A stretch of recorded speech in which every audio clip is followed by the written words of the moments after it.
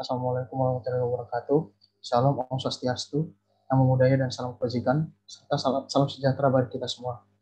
Di sini kami akan mempresentasikan tugas presentasi mengenai kasus kebocoran pada industri kimia. Di sini kami beranggotakan Andrew Moses Navarindo dengan NIM 1904-05057, Wafi Al-Hadi dengan NIM 1904-05065, dan Irmawi dengan NIM 1904-05067, dan saya sendiri Kasus Febrianto Stanggang dengan NIM 1904-05068.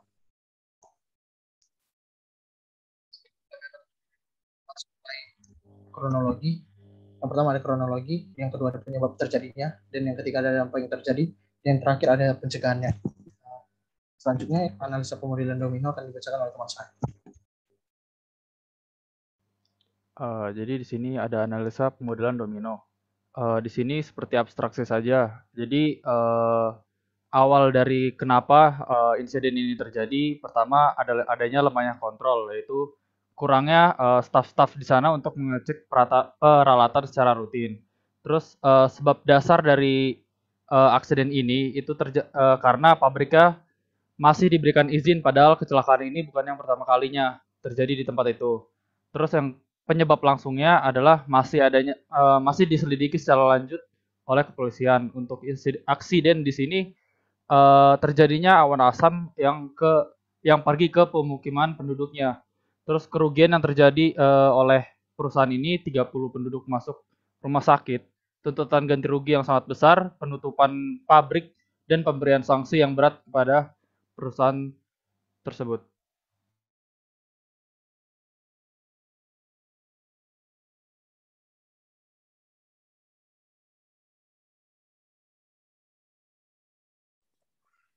Baik, mungkin untuk kronologi kebocorannya sendiri itu akan saya jelaskan. Jadi di sini terjadi kebocoran, maaf sebelumnya. Ini terjadi kebocoran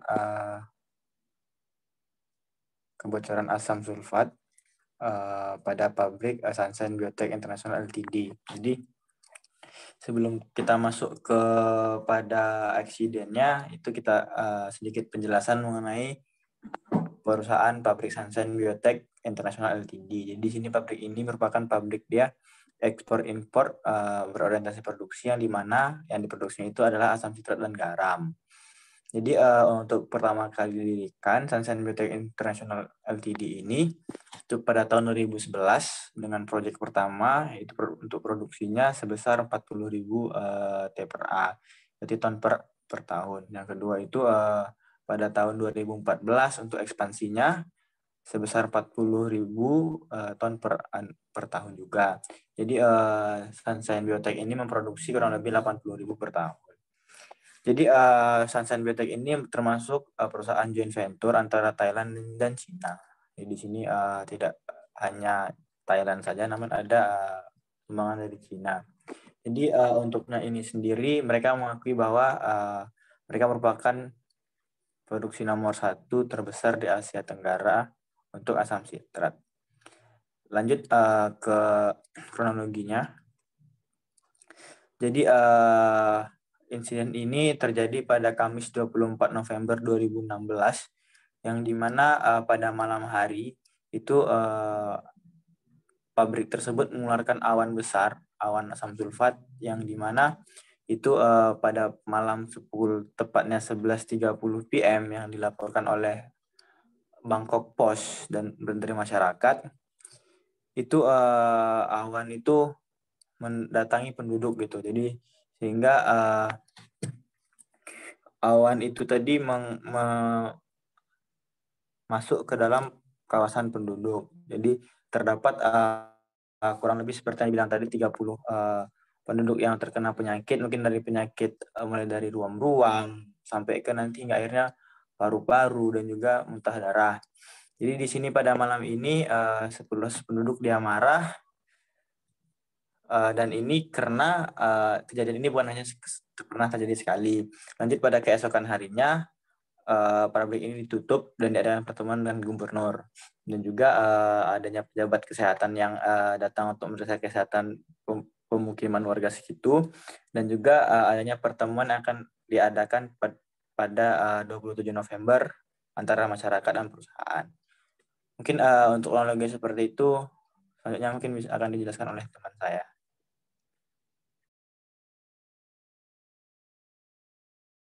Yang kedua itu ada penyebab terjadinya. Setiap kecelakaan itu tidak terjadi secara kebetulan dan pasti terdapat penyebab dari kecelakaan tersebut. Oleh karenanya, sebab-sebab kecelakaan harus diteliti dan ditemukan agar kejadian serupa tidak terulang di kemudian hari.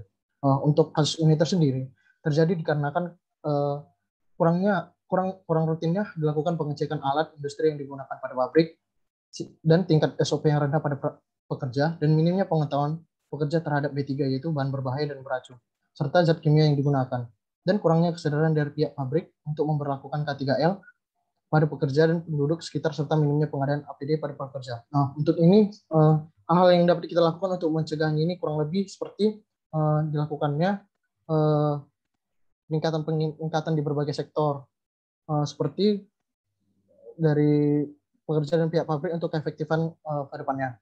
Kemudian dampak terpapar asam sulfatnya sendiri akan dijelaskan oleh teman saya. Baiklah, saya akan menjelaskan dampak terpapar asam sulfat atau H2SO4. Nah, seperti yang kita tahu bahwa asam sulfat itu merupakan asam kuat, yang mana dia termasuk ke dalam kategori 1. Yang artinya apabila kita terpapar asam sulfat ini, efeknya akan langsung dapat kita lihat baik secara fisik maupun dalam bahaya kesehatannya. Nah, di sini apabila kita terpapar asam sulfat, kondisi yang paling buruk adalah dapat menyebabkan karat. Nah, dicurigai juga asam sulfat ini bersifat karsinogenitas atau penyebab kanker, dan apabila terpapar itu dapat berakibat fatal karena asam sulfat ini akan langsung menghancurkan jaringan tubuh dan menyebabkan penyakit yang akut seperti rasa terbakar yang hebat pada kulit, mata atau saluran pernapasan, saluran pencernaan, kejang-kejang, edema saluran napas dan paru-paru, dan kronis seperti infeksi kulit, kerusakan pada mata, saluran pencernaan, dan saluran pernapasan. Next.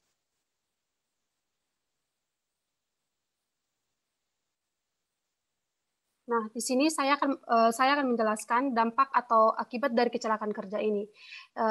Dampaknya saya ambil 3 poin penting. Yang mana yang pertama itu banyak pekerja dan penduduk yang menjadi korban akibat terpapar asam sulfat ini.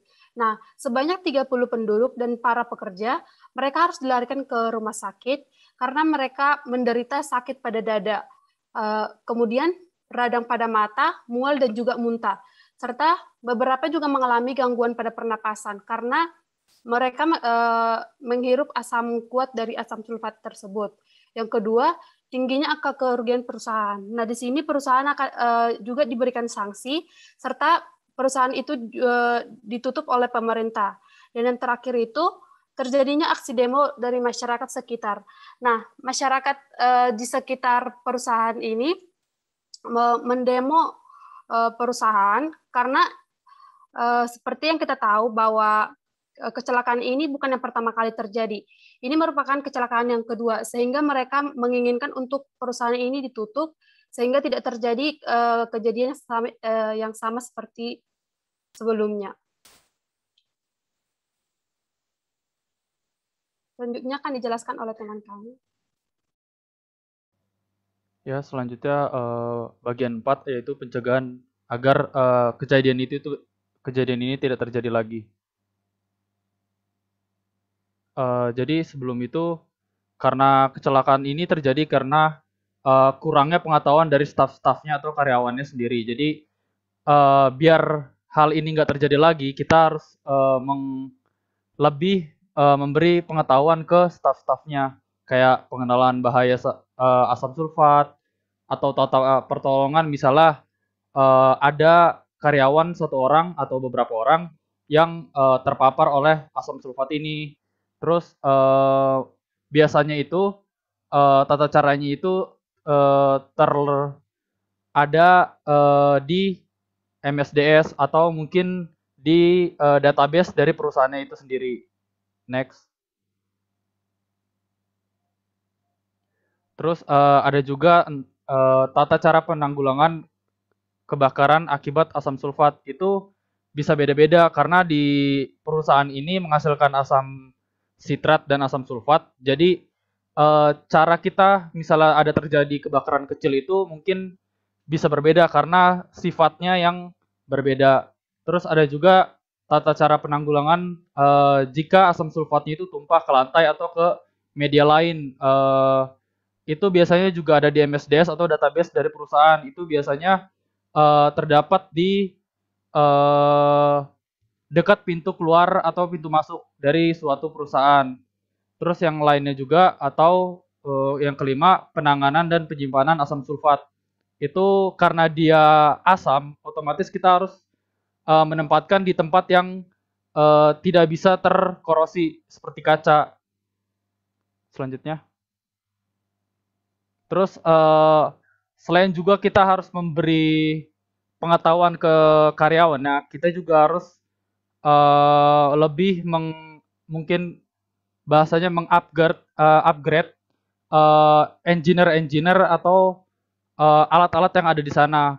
Contohnya satu itu engineer control. Jadi kita harus melakukan secara rutin pengecekan di peralatan-peralatan industri yang akan digunakan untuk produksi. Untuk tujuannya itu untuk merendahkan tingkat kecelakaan kerja yang mungkin akan terjadi. Selanjutnya. Yang kedua itu administrative control. Jadi perusahaan yang menjamin K3L para kerjaan dengan cara memberikan pemahaman standar atau SOP kerjanya di peralatan industri kayak yang tadi udah dijelasin.